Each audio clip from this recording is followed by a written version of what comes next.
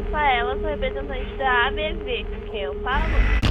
Depois do final daquele primeiro episódio da terceira temporada de Origem, ou From, já tínhamos uma ideia do quão terrível seria o sofrimento dos personagens quando descobrissem o que havia acontecido. Esse segundo episódio foi lento como deveria ser, mas tristemente melancólico como os sobreviventes daquela cidade já estão acostumados. Bora falar tudo o que rolou nesse segundo episódio da terceira temporada de Origem, o mais emocionante pra mim até agora, e que nos trouxe mais sobre o passado de Victor e sua família, uma confirmação sobre Tabitha e finalmente a decisão de Boyd de conseguir respostas à força. Então já deixa o like para ajudar o vídeo e o canal, confira se o seu talismã tá de pendurado certinho na porta e vem comigo.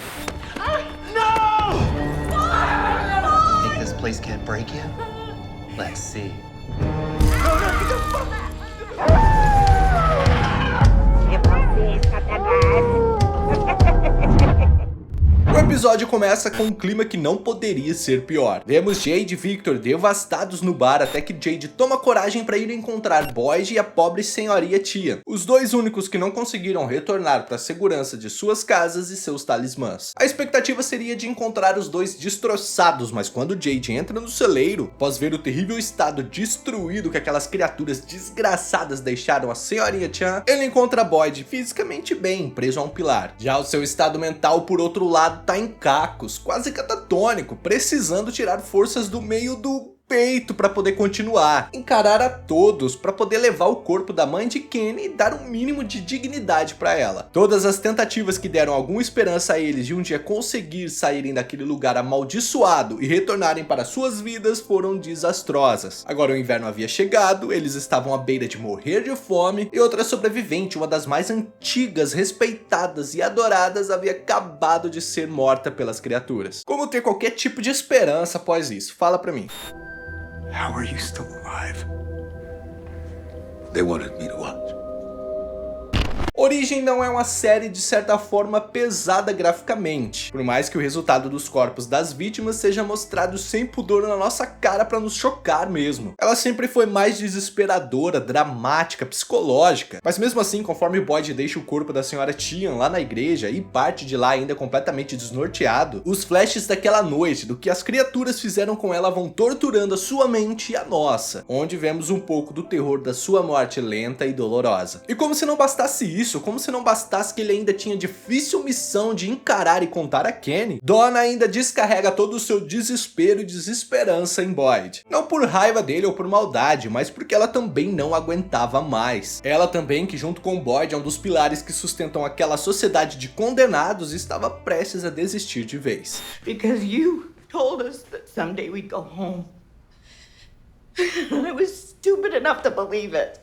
E a parte difícil e inevitável chega. Kenny, que estava em uma incursão com Jim para encontrar vestígios de Tabitha, retorna feliz da vida por ter encontrado uma verdadeira plantação de legumes e verduras na beira de um lago. E só comentando sobre isso rapidinho, esse fato foi totalmente abafado ali pelo clima de luto pesado do episódio. Mas é um novo mistério, quem plantou aquilo ali? E mais importante, há quanto tempo? No episódio passado eu comentei que aquele lugar ali com aquelas casas era bem suspeito, e que também tinha a possibilidade de ter alguém ou alguma coisa diferente rondando ali, o que só aumenta agora com a plantação. Enfim, Kenny retorna todo esperançoso por poder alimentar todos da cidade agora com a sua descoberta, mas rapidamente sente que algo terrível aconteceu quando chega e encontra todos o encarando ali com sensibilidade, com dor, com pena, tudo numa vibe bem velório mesmo. A cena dele chamando, gritando pela mãe na porta da sua casa sem respostas realmente deu uma pontada no peito e criou suor masculino nos olhos. Como eu disse, esse episódio foi muito emocional. E mais uma demonstração de quão cruel é quem ou que controla aquele lugar é quando Kenny, ali no seu luto sozinho, no seu sofrimento particular na lanchonete que sua mãe cuidava, escuta um dos rádios subitamente começar a tocar Celebration. Que filhos da p... Sabemos que os sinais do mundo exterior, como o próprio sinal de rádio, acontece quando há uma conexão com o mundo exterior, como se abrisse um portal para aquele lugar, e até agora, quando isso acontecia, é porque tinha alguém chegando. Não há acho que isso é o caso dessa vez, acho que isso foi só pra torturar o pobre Kenny, mas nessa série nunca se sabe. Kenny, transtornado, devastado, com ódio e sede de vingança, decide pegar todo aquele álcool artesanal, entrar nos túneis e tacar fogo nas criaturas. O que na real é algo que desde que Tabitha e Victor encontraram elas dormindo lá, eu me perguntava por que ninguém tinha tentado fazer isso ainda. Daria fácil pra juntar uma galera, esperar amanhecer e geral ir lá explorar os túneis. Mas enfim, Boyd, compartilhando dos mesmos sentimentos, mesmo sabendo que naquele momento poderia não ser uma boa ideia, resolve ir junto com Kenny. Mas quando chegam lá, antes de entrar, Kenny acaba abandonando o plano quando Boyd conta a ele que as criaturas o fizeram assistir à morte da sua mãe. Mais do que isso, que as suas últimas palavras em chinês foram para que Boyd cuidasse dele, já que agora Kenny estava sozinho. Só que ao que parece o plano não vai ser totalmente abandonado não, pelo menos por parte de Boyd. Após o velório da senhora Tien ali na igreja, ele finalmente parece ter decidido fazer algo que eu sempre comentei lá nos reviews dos episódios da primeira temporada, que é tentar capturar uma das criaturas vivas para conseguir respostas à força. Sei lá, agir, tomar uma atitude, contra-atacar e não só ficar esperando qual vai ser a desgraça da vez que aquele lugar vai trazer para todos. Não fica claro se ele vai tentar fazer isso dentro das cavernas ou vai armar alguma armadilha na cidade, atraí-los de alguma forma para tentar prendê-los, o que pensando bem parece ser o mais provável, já que seria uma resposta mais direta, exatamente igual o que eles fizeram na noite passada lá com os animais. O que você acha? I'm gonna need your help with something tomorrow.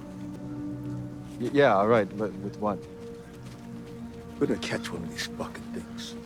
Tabitha, que desmaiou de fraqueza ali na calçada da casa do pai de Victor, acorda no seu sofá e a princípio eles têm um certo confronto enquanto vamos tendo algumas respostas. Nunca teve na série informações ali sobre o pai de Victor, quem ele era, o que aconteceu com ele, etc. Ou se teve eu não me lembro. Mas aqui agora temos a informação de que ele nem sequer chegou a ir para a cidade. Uma das teorias que rolavam e ainda rolam por aí era que aquele lugar havia sido um lugar real, uma cidade real onde Victor vivia com a sua família, mas algo terrível aconteceu. Mas aqui no episódio isso meio que cai por terra. Como vimos, o lugar já existia e a sua ameaça e acontecimentos inexplicáveis também. A mãe de Victor começou a ter visões com as crianças calvas que Tabitha agora também via ainda ali no mundo natural. Prova disso é que o próprio pai de Victor diz e as pinturas encontradas ali no seu porão que haviam sido pintadas por ela. Pinturas que eram muito familiares para Tabitha e para nós. Além das crianças calvas, tinha o farol, as árvores, o garotinho de branco, o soldado confederado que Jade viu, e destaque talvez para um animal, uma rena, um cervo, um capiroto animalesco bem trajado que ainda não apareceu nada parecido na série, mas que deve ter alguma relevância sim, já que em várias cenas ele é enquadrado no fundo. Será uma dica de algo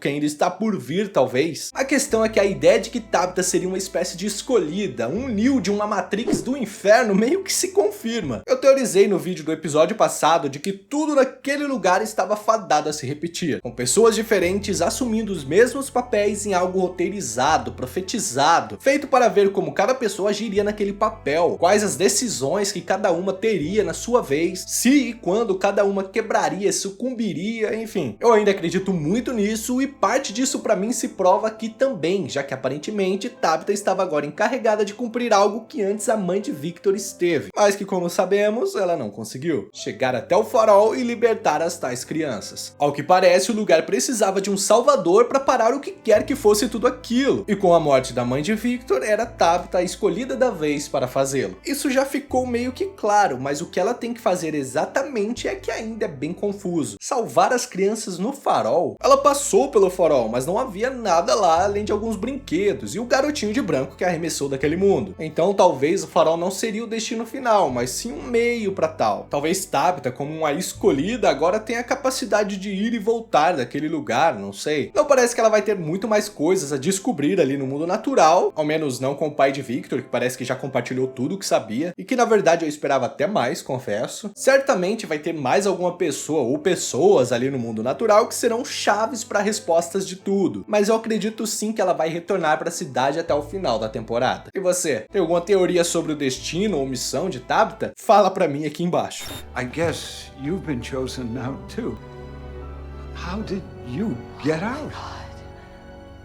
Agora, sobre outros personagens que tiveram um destaque mínimo no episódio, temos Victor, que parece que chegou ao limite, juntou as coisas e meteu o pé sabe-se lá pra onde. Não acho que ele saiba como voltar pro mundo natural, e mesmo que ele soubesse, eu duvido que ele o faria, mas de qualquer forma ele vai pra alguma jornada que deve nos surpreender muito. Talvez tenhamos algumas respostas, talvez ele se encontre com as criaturas, com outras pessoas ou coisas, como o Boyd encontrou o Martin naquela masmorra. Quem sabe ele não encontre até com a própria irmã. Pode até parecer maluquice, mas a temporada começou dando um destaque muito grande ali à sua família, ao seu passado. Sua mãe morreu, seu pai ficou no mundo natural, mas sua irmã continua desaparecida. Imaginei que ela teria conseguido sair dali, mas já não sei mais. Teria que ter um motivo muito bom para ela ter conseguido sair e não ter ido atrás do pai. Os Matthews continuam em atrito com Julie por ter que consolar o pequeno Ethan, que está finalmente entendendo o terror do lugar, esculachando o pai, culpando por tê-los abandonados e ter ido atrás de vestígios da mãe. E me surpreende que ela tenha desistido, aceitado tão rápido que Tabitha deve ter ido de F. Eu esperava um luto a mais do que apenas se comportar como uma adolescente chata. E Fátima com os dramas, os perrengues de uma gravidez muito suspeita para dizer o mínimo. Enjoos, fraquezas, até perca de dente. Tudo isso realmente pode ser justificado pela gravidez e por não conseguir se alimentar, o que seria até normal. Mas não sei não, a série investir tempo com isso apenas para que no fim seja mesmo apenas uma gravidez normal não vai acontecer, meus amigos. Se ainda não ficou claro de que algo errado não tá certo nisso tudo, ela caindo de boca nos vegetais podres, num verdadeiro lixo orgânico, como se fosse o último hambúrguer duplo com cheddar, bacon e cebola caramelizada, tá aí pra confirmar. Tá, novamente dá pra justificar como um desejo bizarro de grávida. Mas de novo, isso é origem, é From, não é novela da Record não. A probabilidade daquele ventre tá gerando um monstrinho comedor de gente vem forte, tá?